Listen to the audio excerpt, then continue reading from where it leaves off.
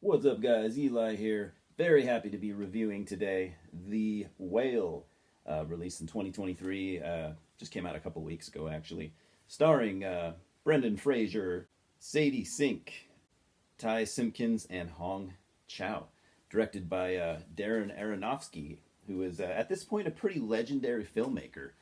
You might know him from directing what are to a lot of people classics like Pi, Requiem for a Dream, and one of my favorites that he's done, maybe my favorite movie that he's done, The Wrestler with Mickey Rourke. Definitely look into The Wrestler if you haven't. Now, The Whale, I think I liked it so much because it reminds me, in a lot of ways, it reminds me of what he did with The Wrestler. Although it's it's very unique unto itself. So you got Brendan Fraser plays a guy named Charlie. He has he's had something traumatic happen to him in the past. I don't want to spoil it, but he's very reclusive. He's super depressed and he's morbidly obese because of all of this. I gotta say, I'm so happy to see Brendan Fraser back. He just seems like a great guy. I've always been a fan of his acting, and he really deserves to be back.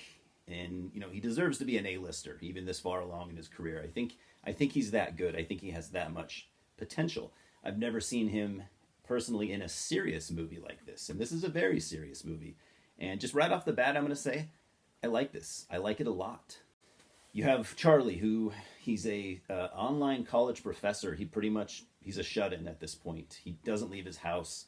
Again, like I said, he's morbidly obese. He's got to be at least 500 pounds due to his depression, and that's where this I don't want to say it hits home because I've never struggled with obesity, but it hit home because I can relate to being a depressed shut-in all too well, even to this day, to be honest. He basically starts having health issues, really, really serious health issues, uh, showing that he's not going to have a very long life. Since he's aware of his mortality, he wants to reconnect with his daughter, who is at this point 16 years old, played by Sadie Sink. And I got to say, she did a great job. And so she basically hates him. He abandoned her when she was about 8 years old. He was married to her mom. He decided to finally come out as the gay man that he is. So he divorced her to be with this other guy that he met, who was the love of his life, who has actually passed by the time this movie starts. So yes, he left his wife and his daughter, but he didn't run out on them. He didn't mean to not be a part of his daughter's life, but his ex-wife was just so resentful towards him, as you can imagine, and she basically keeps him from seeing his daughter. He only is able to text his ex-wife and ask how is she doing and stuff like that. Now this is a very storyline and even more performance-based movie. Uh, I think it's wonderfully shot, but so this movie takes place all inside of Charlie's house, mostly in his living room. So as far as like cinematography and camera work, there's only so much you can do. So this is not a visual movie. It's very much, again, performance based. There's only what 4 or 5 characters in this movie. Charlie, being the main character. His daughter plays a minor role. Ty Simpkins plays a missionary who actually kind of befriends Charlie from just doing door to door knocking missionary work. My other favorite performance, other than Brendan's, which I gotta say, amazing. I think he did so good, but we gotta give credit to Hong Chow, who plays a friend of his named Liz, she's a registered nurse, but she also kind of takes care of Charlie, when she has time because he can barely get off his living room chair. He can barely move around in his apartment. He cannot get up and can barely walk without using. He has a walker that he has to use all the time. This movie was based on a screenplay and an actual stage play written by a guy named Samuel D. Hunter, who the screenplay was kind of like basically part of his life, some stuff that he went through.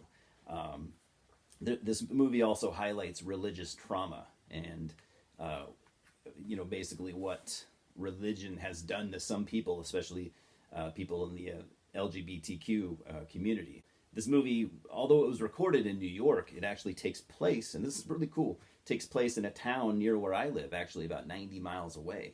called Moscow, Idaho. I know, Moscow, the weird name for an American city, right? So Moscow, Idaho. And they even highlight an actual church that is in Moscow, Idaho, and has one in my town as well. It's called Real Life Ministries, which has one of their pastors in Moscow actually got himself into some hot water for just being a Christian nationalist, basically getting himself a lot of negative press, which I don't even want to go there. So yeah, I think without spoiling too much, I don't want to go too far.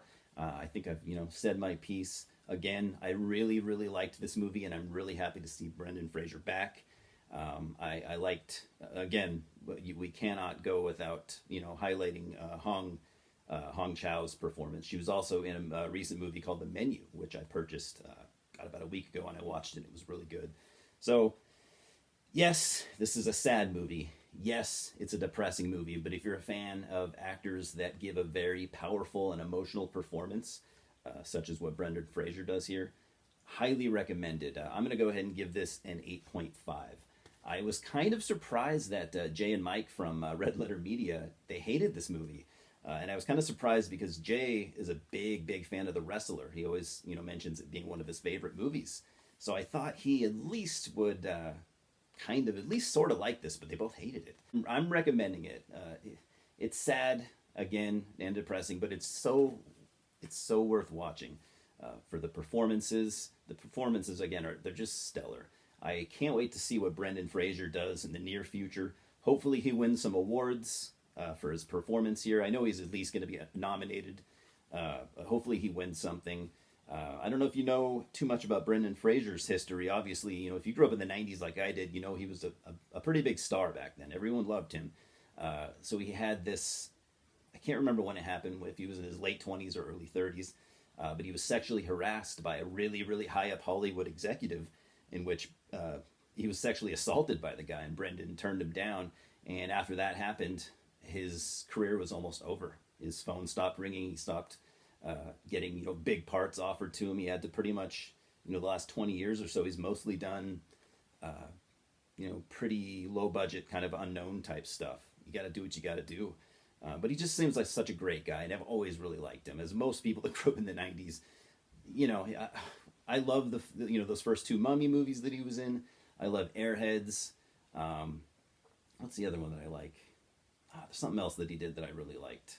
But yeah, highly recommended. If you've seen this, let me know. If you haven't, let me know. If you liked it, let me know. If you didn't like it, let me know. Let's just talk about this movie. I'm curious to see what general responses were. I loved it. This is probably going to be this. I know it's early, but this is potential to be my favorite movie of this year. If not, it'll make it into my top 3. So, anyways, guys, I appreciate you stopping by. Let's talk movies, and of course, Louis says hello. He's over laying down, glaring at me, and we will talk soon, huh? Fucking cheers.